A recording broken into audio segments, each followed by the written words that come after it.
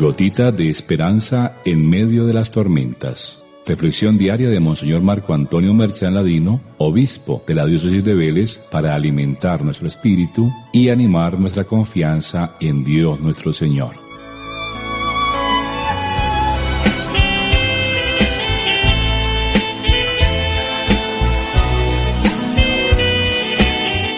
Muy queridos hijos, después de haber meditado el domingo pasado y de saber que toda tentación se vence con la oración y la fuerza de la palabra del Señor, en este domingo, segundo de Cuaresma, igual que los discípulos, queremos despertarnos del sueño del pecado para dejarnos iluminar con la luz del rostro transfigurado de nuestro Salvador. San Lucas coloca este relato inmediatamente después de que el Señor ha revelado que va a ser rechazado y muerto, suerte que también le tocará a sus discípulos. Es como permitirnos ver las dos caras de una misma moneda, la pasión y muerte y luego la resurrección, entendiendo que la transfiguración nos hace ver el sentido profundo de la cruz, en donde se revela la gloria verdadera de Dios. El texto inicia diciendo que unos 8 días después, refiere aquí al octavo día, nueva creación, día sin ocaso, día del Señor, día de la resurrección que se alcanza solo después de pasar por el Viernes Santo. El octavo día, en definitiva, es nuestra meta. Es la vida eterna, pero de alguna manera con Jesús es ya nuestro presente, si sabemos ver con fe y contemplar como en un espejo lo que veremos un día cara a cara. Jesús entonces en este día toma consigo a Pedro, Santiago y Juan y lo lleva no a un monte, sino al monte por excelencia. Es un lugar determinado, no en un sentido geográfico, sino espiritual. Es el monte de la oración, el monte de la elección de los 12, el de la postración y el de la elevación. Es el monte de la revelación de su rostro. Allí se pone en oración, en comunión íntima y filial con el Padre. Todo sucede de noche. Se sabe porque los discípulos estaban cargados de sueño y porque la bajada del monte se realiza al día siguiente. Aprendemos con esto que despertamos del sueño y se iluminan nuestras noches solo cuando entramos en comunión íntima con el Padre Celestial. El relato continúa diciendo que mientras oraba, ocurrió la transfiguración. Es en la oración del Señor en donde descubrimos a Dios como Padre y en donde también nosotros nos transfiguramos o nos convertimos en sus hijos. San Lucas dice que su rostro se mudó, se llenó de la gloria del Padre, del esplendor de su belleza. El evangelista casi que pinta el rostro del Señor para que podamos contemplarlo y reflejarlo sobre el nuestro. Esta luz no es externa, viene desde dentro, visibilizando lo escondido.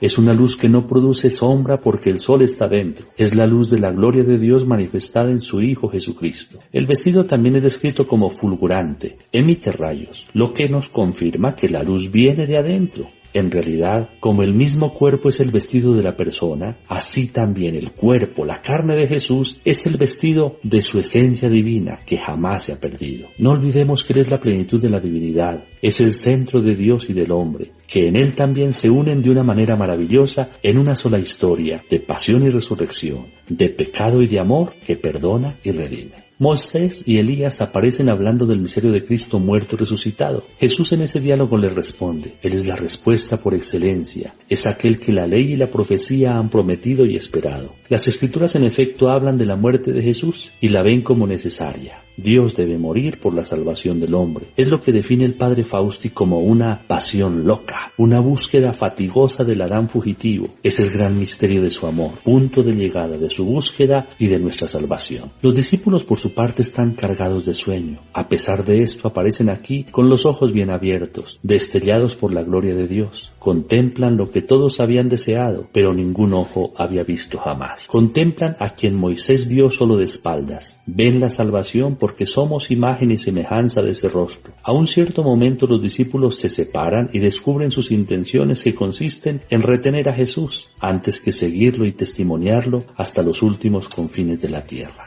Pedro dice entonces: Maestro, bueno es estarnos aquí, vamos a hacer 3 tiendas. Sin quererlo, Pedro dice una verdad, pues ese rostro, el de Jesús, es el único lugar donde podemos vivir y detenernos. Ese rostro, la contemplación de ese rostro es nuestra casa. En otro lugar estaremos fuera de puesto. Volviendo al texto, las tiendas eran símbolo de la presencia de Dios. En el Antiguo Testamento, la tienda de la presencia era la ley, pasado que se había de recordar, pero también lo era la profecía, futuro que se debía esperar. Ahora esta presencia, esta tienda de la presencia, es Jesús, que ya no es pasado o futuro, sino realización del pasado y plenitud de todo futuro. La tienda es ahora una, es Jesús solo. Es la tienda perfecta, no construida por el hombre. Es la gloria de Dios que ha puesto su morada entre nosotros. Finalmente, la nube cubre con su sombra. Significa la nube, la gloria de Dios, que siempre se manifiesta ocultándose. Es en definitiva la revelación luminosa de la oscuridad de la cruz, que envía un mensaje al mundo. ¿Cuál es ese mensaje? Este es mi Hijo amado. Escúchenlo. La obediencia a Jesús es el camino de la salvación. Escuchándolo, llegamos a ser como Él. Escuchar al Señor es la nueva ley. Él es la palabra definitiva. Es la palabra transfigurada de aquel que en el Calvario será desfigurado por nosotros, para con ello alcanzar nuestra propia transfiguración. Supliquemos hoy en este segundo domingo de Cuaresma a Dios nuestro Señor, que podamos en la contemplación del rostro maravilloso de Jesucristo convertirnos, transformarnos, transfigurarnos también todos en hijos, hijos de Dios,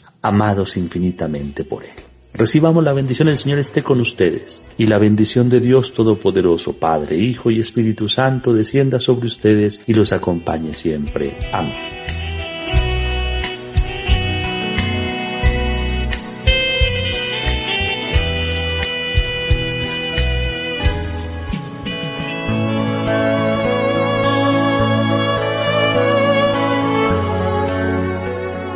Gotita de esperanza en medio de las tormentas. Reflexión diaria de Monseñor Marco Antonio Merchán Ladino, obispo de la diócesis de Vélez, para alimentar nuestro espíritu y animar nuestra confianza en Dios nuestro Señor.